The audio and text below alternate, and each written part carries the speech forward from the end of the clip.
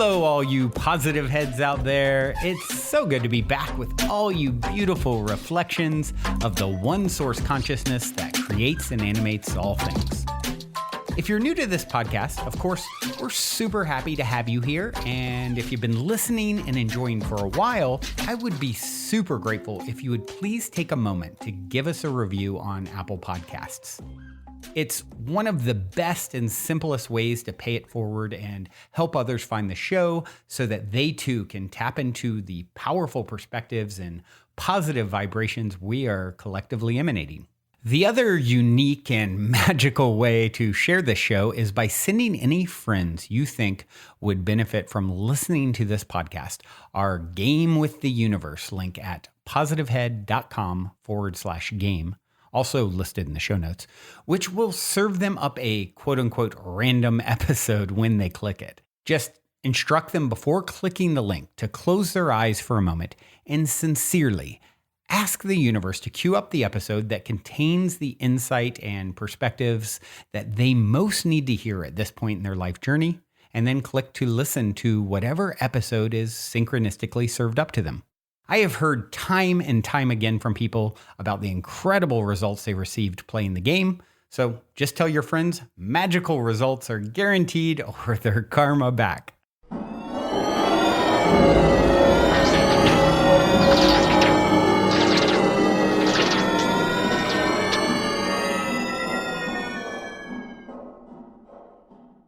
All right, all you positive heads, welcome back to another episode. Here we go again. So happy to be here with you all. Such a pleasure and honor to share and connect with you guys. You know, I say it often because I mean it. And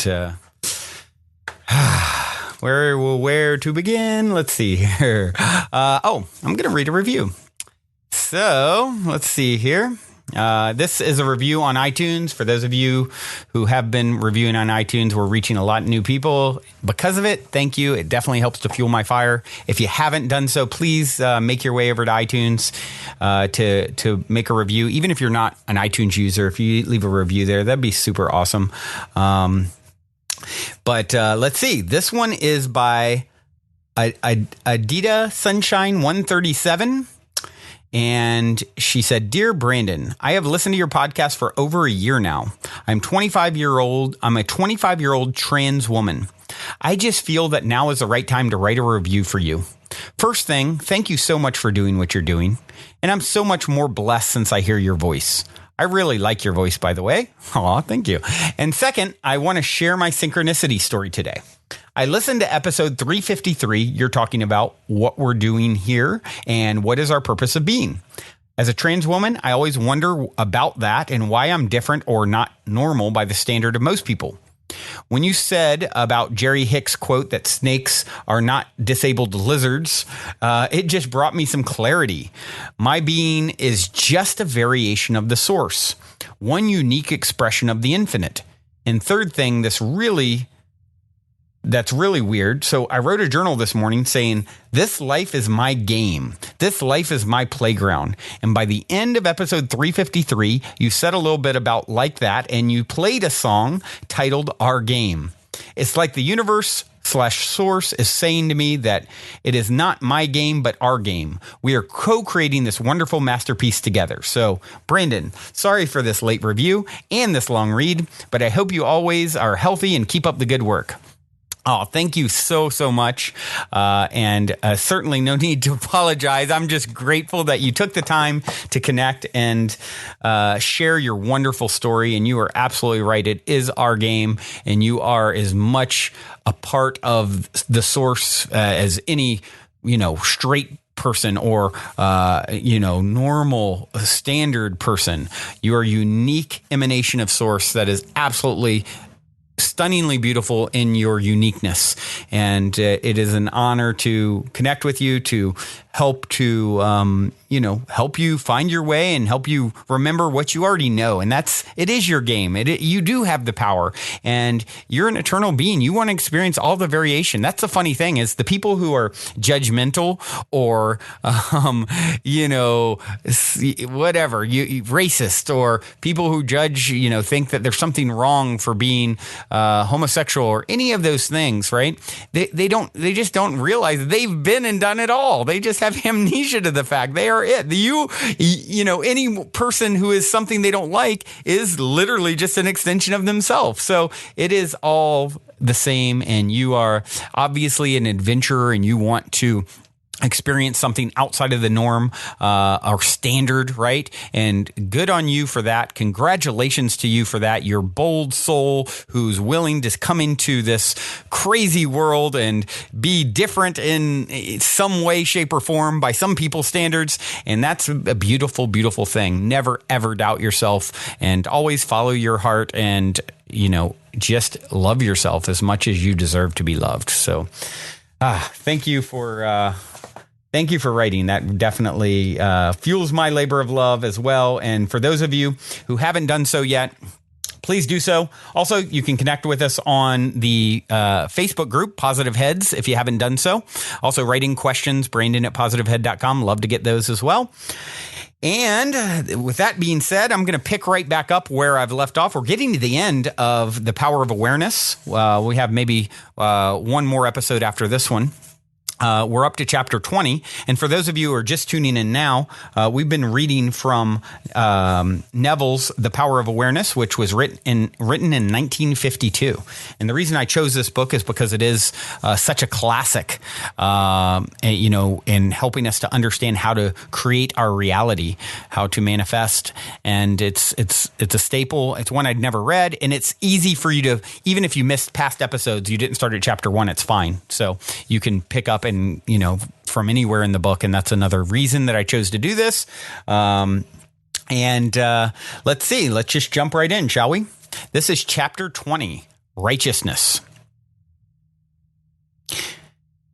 In the preceding chapter, righteousness was defined as the consciousness of already being what you want to be. This is the true psychological meaning, and obviously does not refer to adherence to moral codes, civil laws, or religious precepts. You cannot attach too much importance to being righteous. In fact, the entire Bible is permeated with admonition and exhortations on the subject. Break off thy sins by righteousness. My righteousness I hold fast and will not let it go. My heart shall not reproach me so long as I live. My righteousness shall answer for me in the time to come. Very often, the words sin and righteousness are used in the same quotation. This is a logical contrast of opposites and becomes enormously significant in the light of the psychological meaning of righteousness and the psychological meaning of sin. Sin means to miss the mark, not to attain your desire, not to be the person you want to be is sinning. Righteousness is the consciousness of already being what you want to be. It is a changeless, educative law that affects must follow causes. Only by righteousness can you be saved from sinning. I love that. So sin is not, it's just missing the mark, not attaining your desire, he says. Let's continue. There's a widespread misunderstanding as to what it means to be saved from sin. The following example will suffice to demonstrate that this misunderstanding and to establish the truth. A person living in abject poverty may believe that by means of some religious or philosophical activity, he can be saved from sin, and his life improved as a result. If, however, he continues to live in the same state of poverty, it is obvious that what he believed was not the truth, and in fact, he was not saved. On the other hand, he can be saved by righteousness. The successful use of the law of assumption would have the inevitable result of an actual change in his life.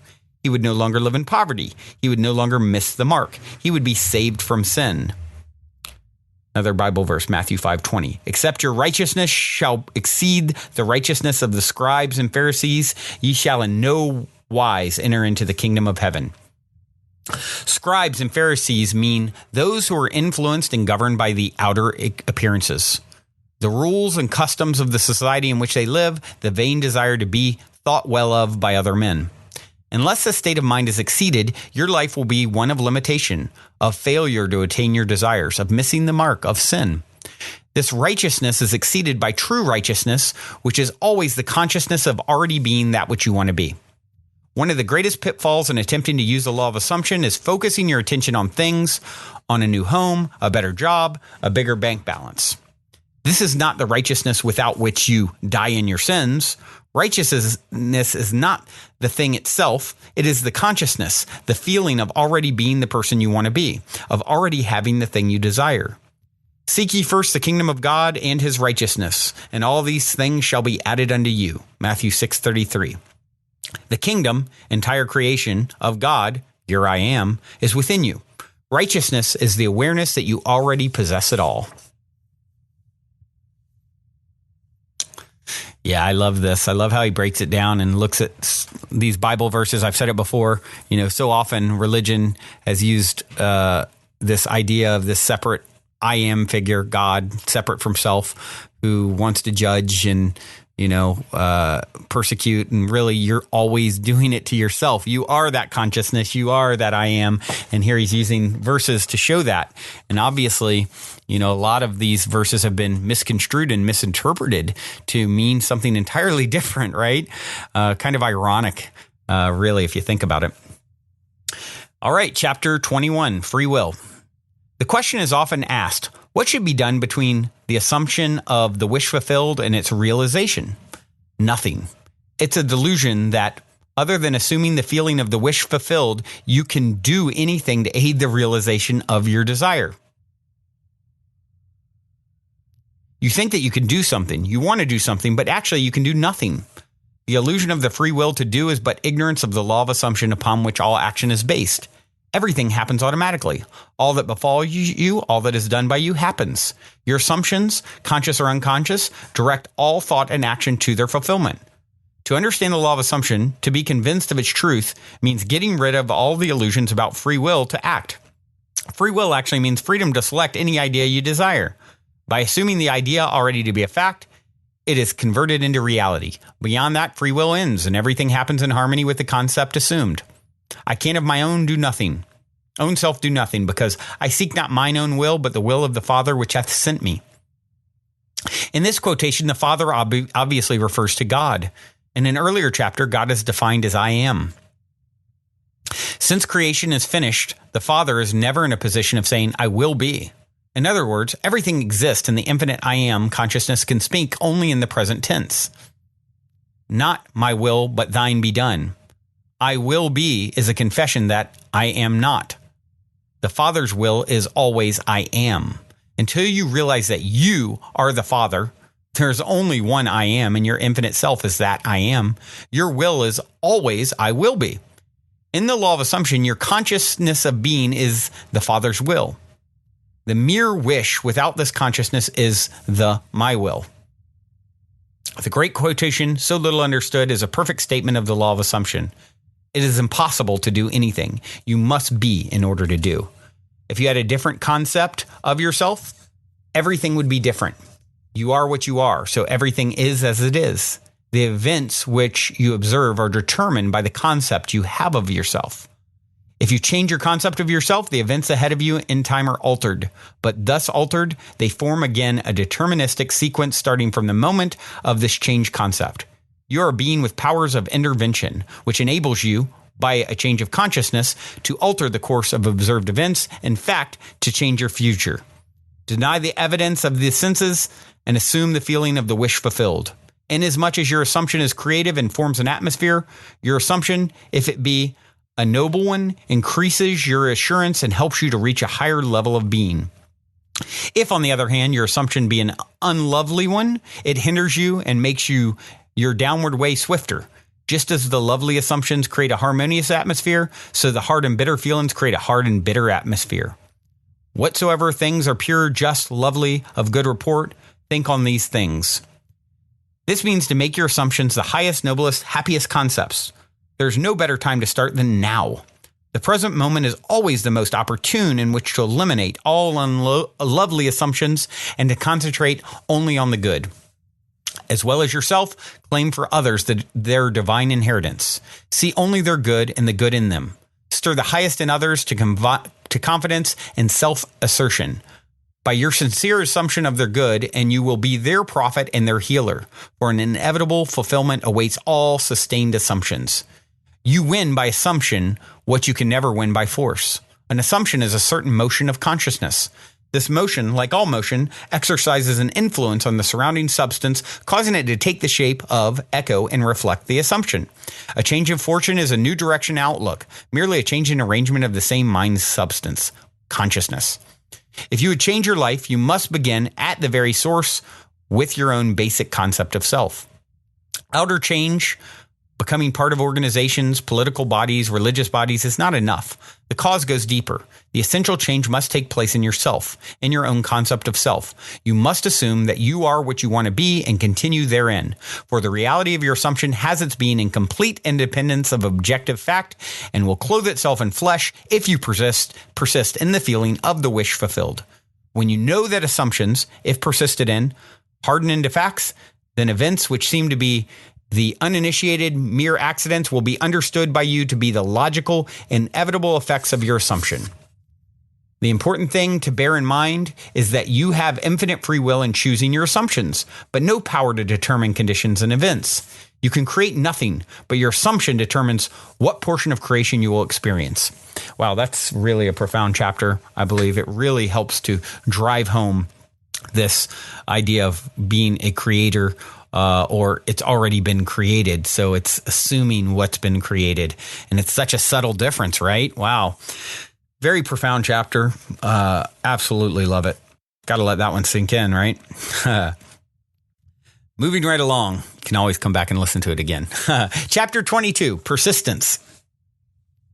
And he said unto them, which of you shall have a friend, and shall go unto him at midnight, and say unto him, Friend, lend me 3 loaves. For a friend of mine in his journey is come to me, and I have nothing to set before him. And he from within shall answer and say, Trouble me not, the door is now shut, and my children are with me in bed. I cannot rise and give thee. I say unto you, though he will not rise and give him, because he is his friend, yet because of his importunity he will rise and give him as many as he needeth. And I say unto you, Ask, and it shall be given you. Seek, and ye shall find. Knock, and it shall be opened unto you. All right, another Bible verse. You know, we've had some people writing in asking about religion, and I definitely want to talk on that more. And this is great, this book, for those of you who have thought, had a lot of religious history, a totally different way of taking these same teachings. All right, let's see how he breaks this one down. There are 3 principal characters in this quotation, you and the 2 friends mentioned. The first friend is a desired state of consciousness. The second friend is a desire seeking fulfillment. 3 is a symbol of wholeness, completion. Loaves symbolize substance. The shut door symbolizes the sense which separate the seen from the unseen. Children in bed means ideas that are dormant. Inability to rise means a desired state of consciousness cannot rise to you. You must rise to it. Importunity means demanding persistency, a kind of brazen impotence. Ask, seek, and knock means assuming the consciousness of already having what you desire. Thus, the scriptures tell you that you must persist in rising to assuming the consciousness of your wish already being fulfilled. The promise is definite that if you are shameless in your impotence and assuming that you already have that which your senses deny, it shall be given unto you, your desire shall be attained. The Bible teaches the necessity of persistence by the use of many stories. When Jacob sought a blessing from the angel with whom he wrestled, he said, I will not let thee go, except thou bless me. When the Shunammite sought the help of Elisha, she said, As the Lord liveth, and as the soul liveth, I will not leave thee. And he arose and followed her. The same idea is expressed in another passage. And he spake a parable unto them, that men ought always to pray and not to faint, saying, There was in a city a judge which feared not God, neither regarded man.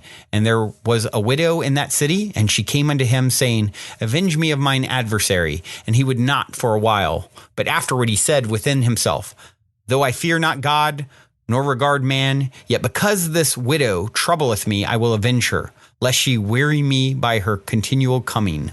Luke 18, 1-5. The basic truth underlying each of these stories is that desire springs from the awareness of ultimate attainment, and that persistence in maintaining the consciousness of the desire already being fulfilled results in its fulfillment. It is not enough to feel yourself into the state of the answered prayer. You must persist in that state. That is the reason for the injunction. Man ought always to pray and not to faint. Here, to pray means to give thanks for already having what you desire. Only persistency. What a difference, right? We always talk about praying, asking for something, right? Meaning to give thanks for already having it. What a difference. Only persistency in the assumption of the wish fulfilled can cause those subtle changes in your mind which results in the desired change in your life. It matters not whether they be angels, Alicia, or reluctant judges. All must respond in harmony with your persistent assumption. When it appears that people other than yourself in your world do not act towards you as you would like, it is not due to reluctance on their part, but a lack of persistence in your assumption of your life already being as you want it to be. Your assumption to be effective cannot be a single isolated act. It must be a maintained attitude of the wish fulfilled. What's he saying there? It's just reflections, right? These people in your life that are not showing up as you want them to be, just reflections. Your assumption has not been powerful enough. Keep assuming, keep on moving. All right, guys. Well, that gets down to it for today. We'll continue next time. While we're going through the power of awareness, as you guys have heard previously, if you've been listening, I'm mixing it up a bit. Instead of leaving you with a song each day, I'm actually ending each episode with a different nano tap with a lovely Sonia Sophia from the World Tapping Circle. This one is called Repairing Despair.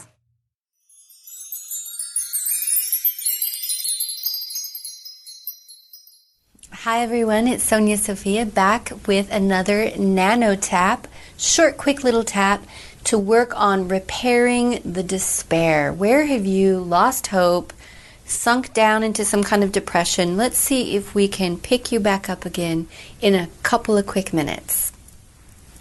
We're going to do some EFT on the despair. So tune into a part of you that feels hopeless, a part of you that gave up. Big deep breath. Even though part of me is filled with despair about this, say what it is specifically. I'm open to loving and accepting myself. Tap the eyebrows. Part of me feels hopeless. Tap the temple. This hopeless feeling. Tap the cheeks. It's easier for me just to give up. Tap under the nose. This hopeless feeling. Tap under the lips. Part of me is in despair about this. Big deep breath. Tuning in to that place where you feel despair. Tap the chest. Even though I don't want to get my hopes up again, I love and accept myself. And if that's too hard to say I love and accept myself, say I'm open to loving and accepting myself. Tapping the front of the rib cage. Even if a part of me has lost hope, I'm open to loving and accepting myself. Big deep breath. And back up to the side of the ribs. This despair. Part of me gave up. Part of me wants to keep giving up. Tap the inside of the wrist on the wrist bone. This despair. Big deep breath, tuning into that feeling again. Tap the side of the thumb. I don't want to feel this despair. And now we're going to jump to the top of the head. I don't want to feel this despair. Tap the back of the head and the sides of the head. I'm open to releasing this despair. Tap the eyebrows. Part of me has to hold on to it to protect myself from disappointment. Tap the temples. I'm open to appreciating the part of me that feels so exhausted that it gave up. Tap the cheeks. This despair. Tap under the nose. It's safe for me to release some of this despair. Tap under the lips. It's safe for me to release some of this despair right now. Tap the chest. I forgive myself for holding on to this heavy, sad feeling. Front of the ribs. I'm open to releasing some more of this despair and getting my energy back. Tap the side of the ribs. I need my energy back now. Even if it means I have to do a little more tapping and processing about this despair. Tap the inside of the wrist. It's safe for me to lighten up. We're going to tap the thumb again. It's safe for me to lighten up. Tap the top of the head. I'm allowing myself to release this cloud of despair. Eyebrows, this remaining despair. Tune into it again. Notice how it feels now. Big sigh. Tap the temples. We're almost done. Tap the cheeks. It's safe for me to lighten up and feel good again. Tap under the nose. My body can lighten up and relax. Tap under the lips. I'm allowing myself to align with the flow of goodness coming my way. Tap the chest. Allowing myself to feel safe, solid, and sound. Safe, solid, and sound. Tune in and notice how you're feeling. You might want to replay this video. Feel free to use it as many times as you want.